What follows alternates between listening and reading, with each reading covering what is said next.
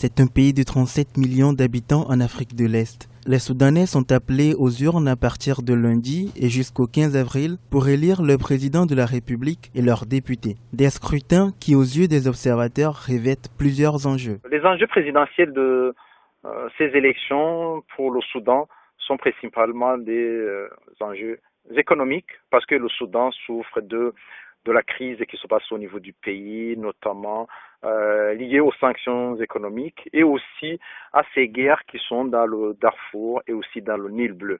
Donc, il y a aussi un besoin pour la population, un besoin de réconciliation, un besoin aussi de la fin de la guerre qui se trouve au niveau du sud et aussi au niveau de Darfour. Si le parti du Congrès national, celui du président Omar el-Béchir, est quasi certain de la réélection de son candidat, l'opposition de son côté appelle à boycotter ce qu'elle considère comme un simulacre d'élection. L'opposition voudrait la mise en place d'un gouvernement transitoire permettant une meilleure représentativité de toutes les sensibilités politiques du pays pour faire face aux nombreux défis que le Soudan doit relever. Pour le président Béchir, éventuellement s'il gagne les élections, son dernier mandat, la fin des poursuites de la Cour pénale internationale et ce qui va s'acheminer vers la solution du président kenyan, se présenter et essayer de jouer la transparence et jouer la justice en tant que telle.